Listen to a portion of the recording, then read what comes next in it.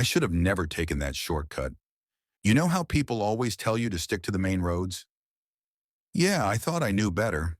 I mean, how bad could it be, right? Just a quiet little path through the woods to shave an hour off my drive home. It started off fine, peaceful even. The trees swayed gently in the breeze. The air smelled like damp earth, and I could hear nothing but the crunch of my boots on the gravel path. It was calming. But then the sun began to set. As the light faded, the woods around me seemed to change. The trees felt closer. Their twisted branches reached out like skeletal fingers. I told myself it was just my imagination. But you know that feeling? That deep, gut-wrenching sensation that someone's watching you? Yeah, it hit me hard. I stopped walking, turned around, and nothing. Just the path behind me, empty.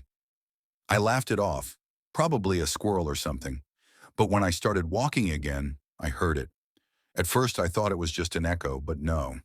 These steps weren't in sync with mine. I quickened my pace, hoping to shake off the eerie feeling. But then I saw it.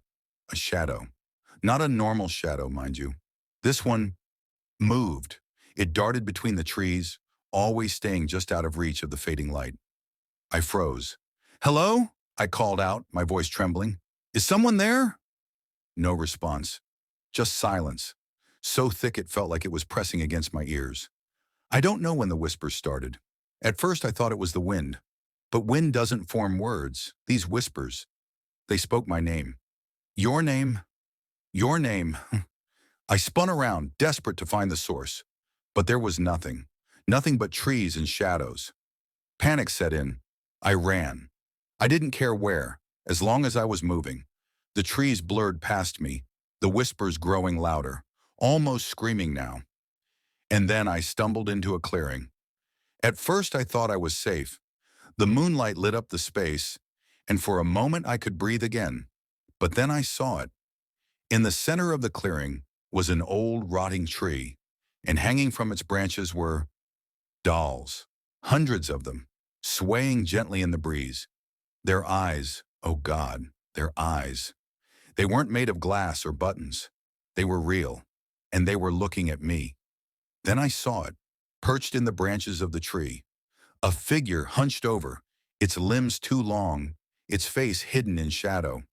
It moved like it didn't have bones, slithering down the tree trunk toward me. I wanted to run, but my legs wouldn't move. My body was frozen in place, rooted to the spot like the damn tree itself. It spoke. "You shouldn't have come here." I don't know how I broke free, but I did. I turned and ran as fast as I could, the whispers now replaced by guttural screams. I didn't dare look back. The path seemed endless, twisting and turning in ways it hadn't before. I swear I was running in circles. And then, just like that, I was out. The forest spat me out onto the main road, like it had had enough of me. I collapsed, gasping for air, my heart hammering in my chest. A car approached, its headlights cutting through the darkness. I flagged it down, desperate for help. The driver rolled down the window, looked me up and down and said, "You're lucky. Most people don't make it out of there." I thought it was over. I thought I was safe. But then last night, I heard it again. The whispers. They followed me home.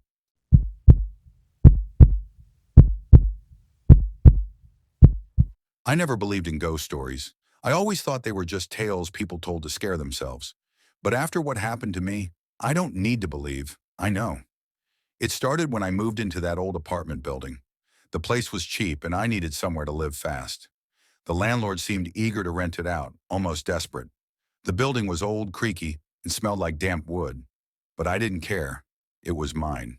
My apartment was on the third floor, room 309. It was small with peeling wallpaper and a single window overlooking the alley.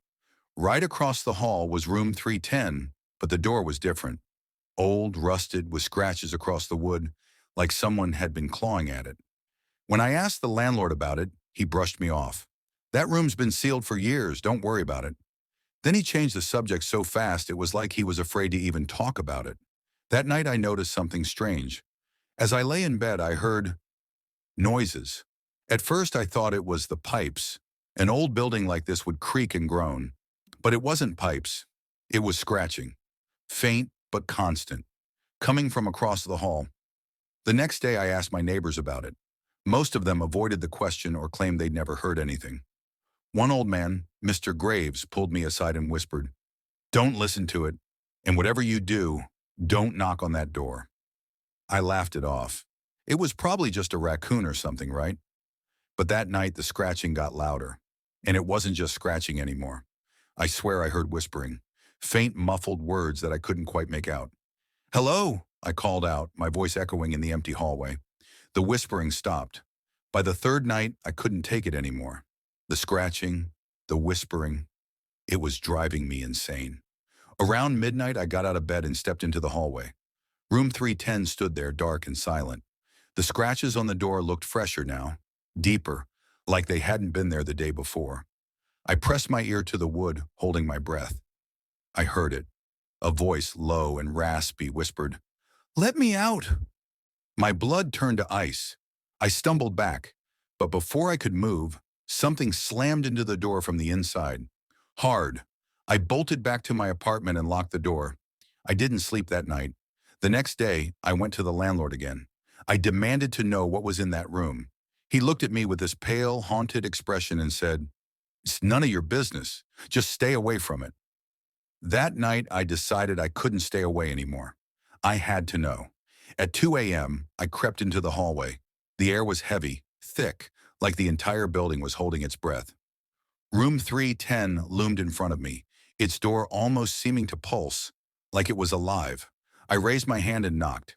The second my knuckles hit the wood, the whispering started again, louder this time. It wasn't just one voice.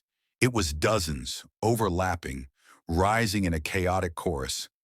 "Let us out! Let us out! Let us out!" The door rattled violently, and then slowly it began to open. I froze, my breath caught in my throat. The room beyond was pitch black, like the darkness itself was alive, writhing and shifting. And then I saw it.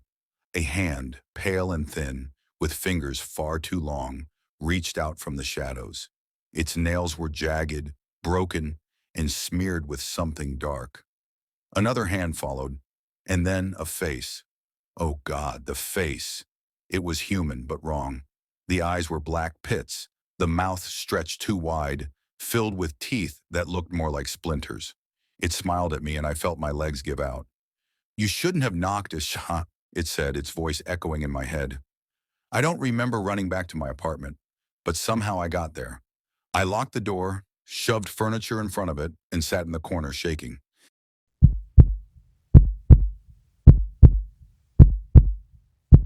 But it didn't matter.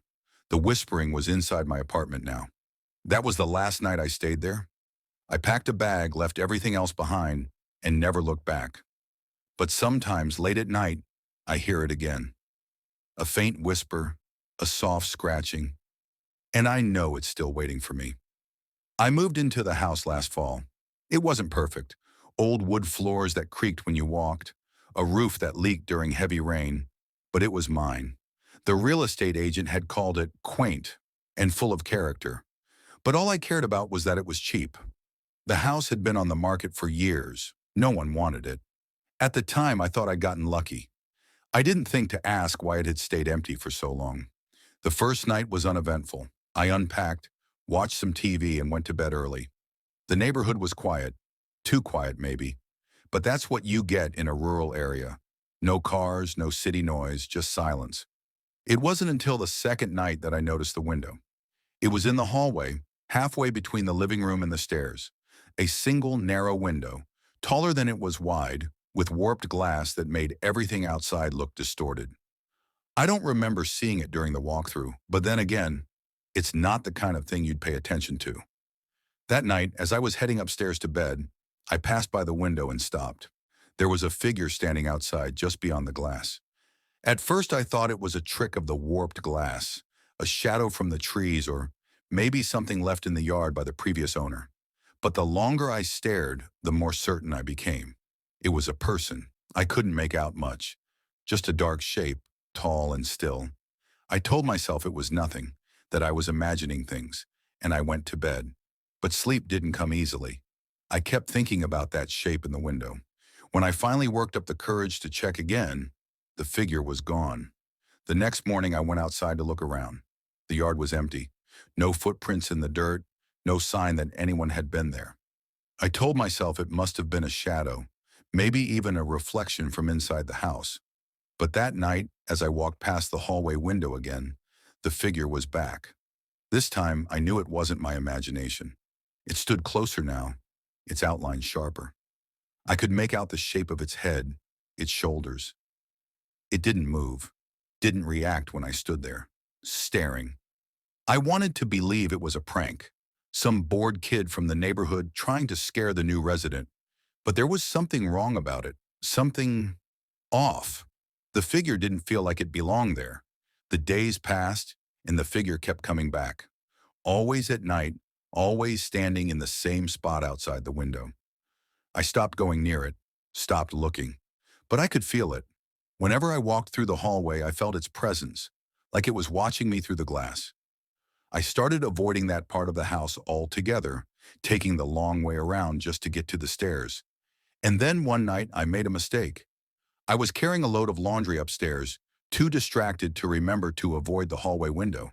When I passed by, I glanced at it out of habit and froze. The figure wasn't outside anymore. It was standing on the other side of the glass. I dropped the laundry and stumbled back, my heart pounding. The thing on the other side wasn't a person. Not really. Its face was pale, almost featureless, except for its eyes. They were black, bottomless pits, staring straight at me. Its mouth didn't move, but I heard it speak. "Let me in." I ran to my bedroom, slammed the door, and locked it. I didn't sleep that night. I couldn't. The next morning, I found the hallway window shattered. Glass littered the floor, and the distorted outline of the figure was gone. But something else had changed. I started noticing little things. Objects in my house weren't where I'd left them. My keys, my shoes, even furniture seemed to shift slightly when I wasn't looking. At night, I heard noises, soft footsteps, faint whispers, the creak of floorboards just outside my bedroom door. I tried to tell myself it was the house settling, the wind, anything but what I knew was true. One night, I woke up to find my bedroom door open. I always lock it. Always. The hallway beyond was pitch black, but I could feel it. The thing from the window. It was in the house now and it was getting closer. I didn't stay long after that. I packed a bag and left the house that morning. I didn't even bother to grab most of my things, but even now, months later, I can't shake the feeling that it followed me. Sometimes at night, I catch a glimpse of something in my apartment. A shadow, a shape in the corner of my eye. And I know if I look too long, I'll see it. Standing there, watching, waiting.